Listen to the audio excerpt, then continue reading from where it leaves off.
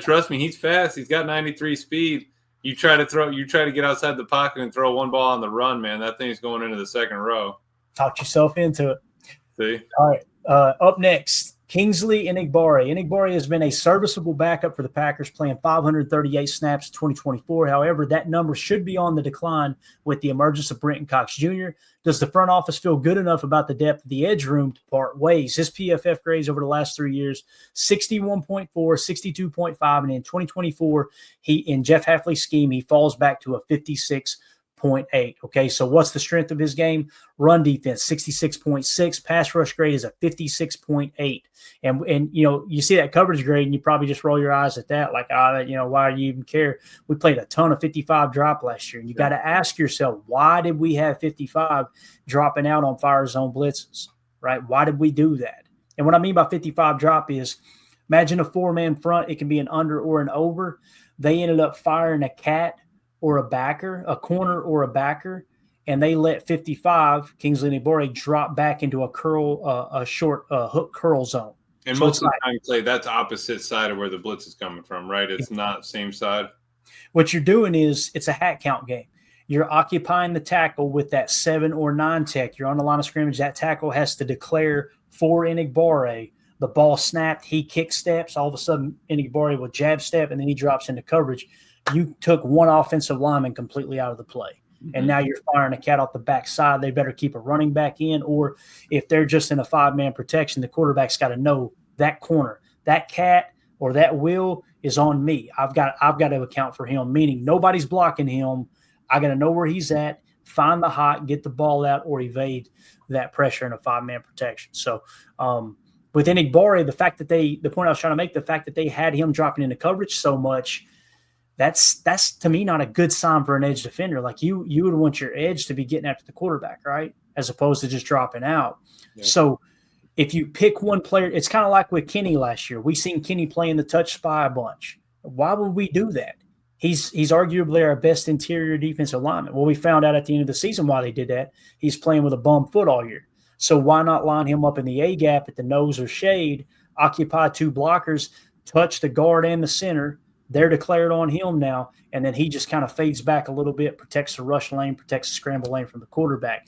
In that case, you're gaining a hat 2-1, in that regard. You're occupying 2 defenders with 1 player. So it's all about defending space and attacking space in football, and that the way that you defend and attack that space is by staying +1 in the hat count. We're talking pass rush here, right? And staying +1 in the hat count. You can go to the secondary and Nick Saban's whole, zone match technique and everything. When you hear us say triangle, what triangle means is if there's 2 receivers, you want 3 defenders cover them. If you've got 3 receivers, you go box. You want 4 defenders covering 3 receivers. That's the whole philosophy of Nick Saban's zone match defense, essentially.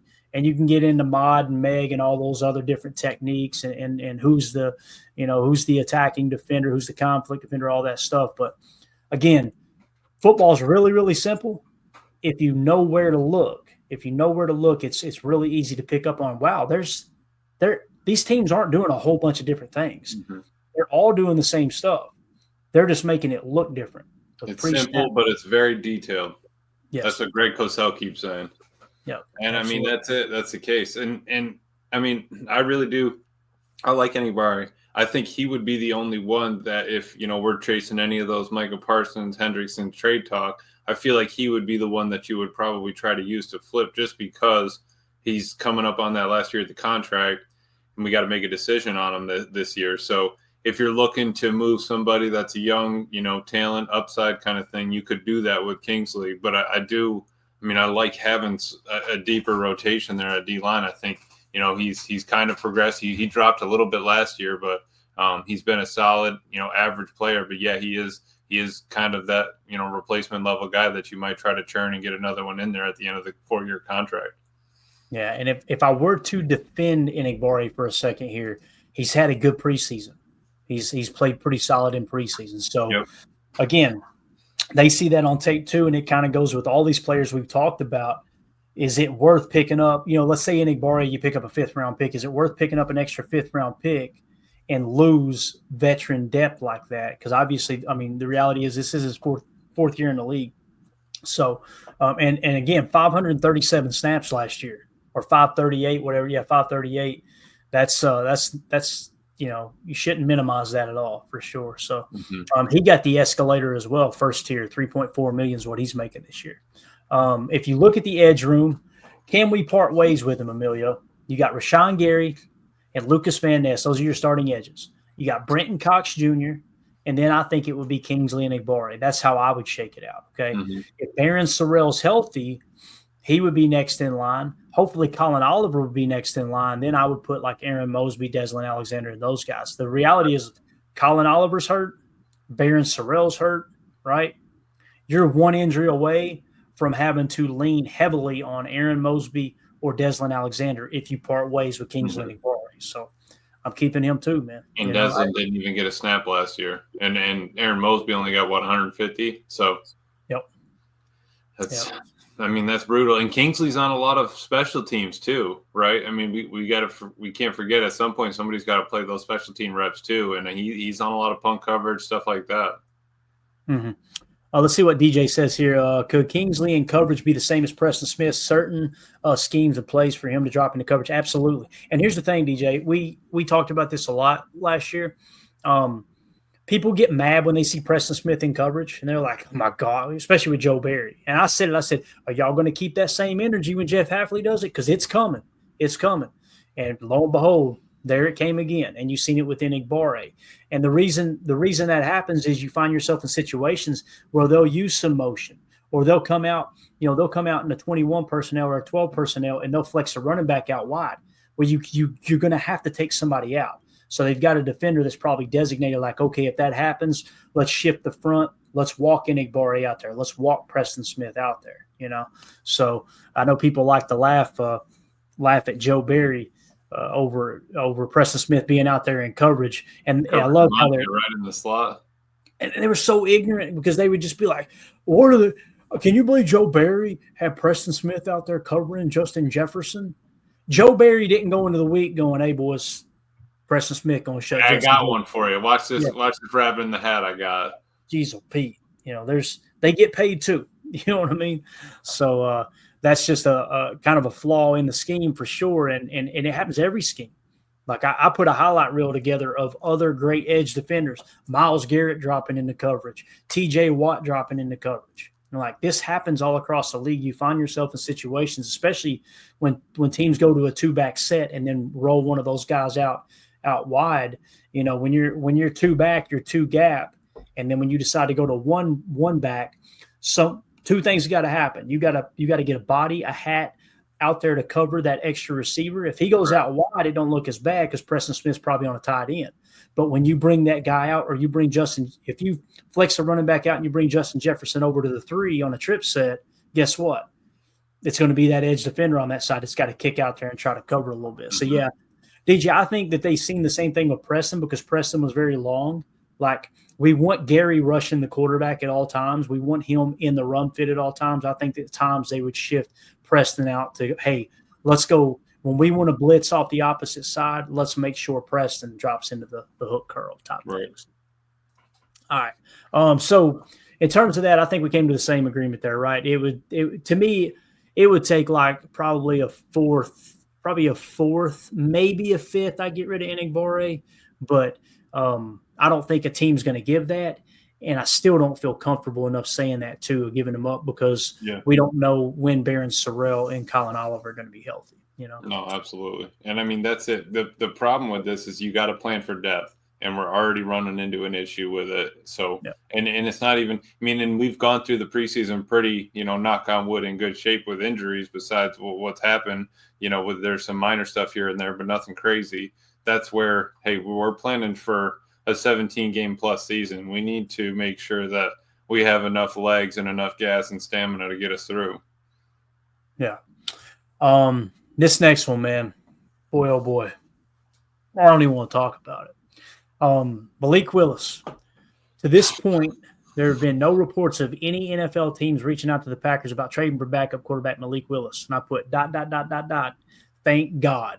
Because I'm telling you, man, this dude being our backup quarterback gives me so much hope that if for some reason Jordan misses time, we can still go out there and win football games. Yeah. We were just talking about Taylor Elgersma, right? And I personally think he should be the practice squad quarterback. If you don't carry them both, that's the one I would go with, and let him kind of evolve and build into potentially the backup next year. Who knows? Maybe he can pick it up that quick. Because the reality is Malik Willis will probably be gone. However, I will say this. The Bears signing Tyson Bagent to a 2-year, $10 million deal. Remember when we were talking about this with Malik Willis, wanting to extend him? That was the exact number we said was $5 million per. I remember saying I would be willing to give $5 to $8 million per for Malik Willis to be the backup. I would be over the moon if an announcement broke right now on X saying, hey, the Packers have re-signed Malik Willis to a 2 or a 3-year deal at $5 million per. I don't know how you feel about that. Yeah. But what would it take? Again, the tough question here. In Tennessee, 51.9, 45.9, and then, of course, Matt LaFleur got a hold of him. I know some fans still want Matt LaFleur fired. Blows my mind. But Matt LaFleur gets a hold of Malik Willis, 70.3 PFF grade. What would it take for you to trade Malik Willis, given the current state of the quarterback room right now? Knowing Taylor Elgersma isn't ready yet, and I think we would all agree Sean Clifford is not on Malik Willis's level as a backup quarterback. Yeah, that Sean Clifford reminded me of like a cheap version of the Baker Mayfield kind of guy at this point. Maybe it's you find your team a little bit later on and you take off. But with Malik, man, we've kind of found a dude. I would almost be willing, Clay, to say 8 to 10-ish as a backup. If we can lock him up and just know, because I was listening to GM Shuffle the other day. They were talking about how often do you actually have a backup quarterback? Half these teams plan for, I'm not planning for if we lose, whoever the guy was talking about. I'm not planning for if we lose Peyton Manning. If we lose Peyton Manning, our season's over kind of thing. So I like that we do have that backup. It's like he's like one of 2 or 3 backups in the entire NFL that can go out and win football games as a backup quarterback. So if you can lock him up and keep him on the team, cool. But it's got to be he's 100% got to be a first for me. Gotcha. Got it. I'm not doing it. I feel like they've already spent a third on him. We go ahead and Matt's able to resurrect it. Malik gets his feet under him. He knows what's going on. He's got his head to the grindstone, all that. He's too beneficial as a quarterback and as a player. I think that I really do think that we would need to keep him or get it first. Yeah. AFM in the chat says Willis is Josh Jacobs plus Tesla rocket arm. Man, he's looked good in the preseason. I know it's preseason and camp too. But yeah, Willis looks like he's taking another step. And I think Coach Lamb makes a great point here. I think Malik wants to be a starter. Absolutely he does, Coach. I completely agree with that. The question is there a team out there that sees him as a starting quality quarterback? We talked about the draft next year. I think the early projection was 6 first-round quarterbacks. Now, since then, Archie Manning's grandfather came out and said he's coming back to school next year too. Like they've already made the decision essentially. Now that could change, I guess, but there's a reason he said that so publicly. So you remove that when you got 5 potential first-round quarterbacks. I don't know how hot the market would be for Malik. I mean, Daniel Jones got a 1-year, $14 million contract from the Colts. Mm-hmm. Right. That's true. And he's a starter now. Right. They just announced him as a starter in Indy. The Browns brought back Joe Flacco. They have Shadur Gabriel. They got Kenny Pickett they brought in. They still have Deshaun Watson, I'm pretty sure, just chilling over there doing his thing. So, I mean, there's going to be teams that are looking for quarterbacks. I mean, you also have the Giants with Russell. You got your rookie coming in there, but so now a team that would chase him down. Yeah. So now the question becomes to kind of rebut Coach Lynn's comment here. I think Malik wants to be a starter. If you go to him and you say, we'll give you a 3-year deal, $15 million, $10 million guaranteed, do you take that as Malik Willis and go, damn, that changes everything for me? Or do you go, I'm going to wait, hit the open market. I think I can get more than that. I think you wait and hit the open market. Yeah. If I were him, it'd be different if you were starting because you're risking getting hurt. But the fact that you're most likely going to be the backup all year and there's no real risk of getting hurt, that's why you would jump on that. Like if he was a starter in Green Bay right now, let's say let's say Love wasn't the quarterback and we have Malik on a 1-year deal and they offer 3-year, $15 million. In his mind, he's got to be thinking, boy, I can tear my ACL, and all of a sudden that $10 million guarantee, $15 million contract goes to zilch, and I'm not healthy until halfway through the season next year. But that's not the case for Malik because he's simply a backup. He's not going to be put in harm's way that often. I agree with you, Emilio. And I agree with Coach, too. I think he does want to be a starter. So in terms of his contract and everything and how everything shook out here, when he was drafted by the Titans, I want to say, wasn't he a third-round pick? Am I thinking right? Yeah, he was supposed to be a first, ended up being a third. Yeah, third of the third. So cap hit at 22 was $938,000. It jumps to $1.1 million. Last year, he was $1.1 million on the books for us. This year, only $1.4 million on the books. And then, of course, he'll be an unrestricted free agent at the age of 27. That's so young, dude. He could play for another 8 to 10 years in the league, at the quarterback position. And how many licks has he taken since then? Since being in the league. I mean, he has got to be 98% on his, on the usage there. He's ready to go. Yeah. And then when you look at the quarterback room again, why I'm so, I want to keep him. Before I said I would take a second-round pick for him, right? That's what I said going into the season. You got, obviously, Jordan last year grading out of 75, Malik Willis grading out of 70, Sean Clifford and Taylor Elgersma haven't sniffed the field yet. I'm trying to think if I would still take a second-round pick for Malik. I think Goody would. I think Goody would. We gave up a 7th for him. Right. I mean, you're flipping a 7th for a 2. It's going to be hard for Goody to turn that down. I'm simply saying I don't know if I would. And maybe I'm wrong there. I don't know. But it's just, if I remove the fan in me, Emilio, I probably would take a second-round pick for him. But the fan in me, I love the fact that in the back of my mind, if Jordan Love sprains an ankle and misses a couple weeks, we get to see Malik Willis come in and lead this team. If we didn't have Malik Willis, I'd be over going, all right, boys, pack it in. We're probably not going to win until Jordan gets back in the lineup. What if you did like a 2-year, like $16 million for Malik? 2 years, $60 million. How much guaranteed? Guarantee him like 10. Guarantee him 10. So essentially, it's a 1-year, $10 million deal. You could trade him after that, and get him through. So we get through this year, give him that at the end of the year, or whatever. We'll get a 2-year deal. We'll get 1 more year with Malik. And then, we could trade him in that next year, run it out one more time, and then, let him go on off to the sunset, get a 3rd-round pick for him. Somebody's going to – and if he gets a little bit more playing time in between those 2 years, he's just going to keep boosting his value.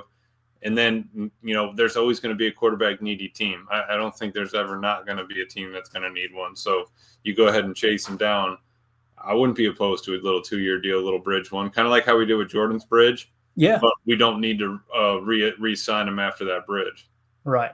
There's a little bit of precedent there, right? That kind of short-term deal for a pretty quality quarterback. Because we saw how beneficial that was to have. If that window's open and we're trying to crawl through it and bring that Lombardi home, you might need it. You might need a backup. Nick Foles went in there and won a Super Bowl. You know what I mean? Like that's something that could be a possibility. And you're just trying to plan for any sort of random crazy thing that could happen to the team. Yeah, I agree. That's a good point, man. So as we get ready to wrap this up, let's look at all of the current contracts that are expiring in some fashion with Packer players. Okay, so these are the players that are set for their current contract to expire. I'll explain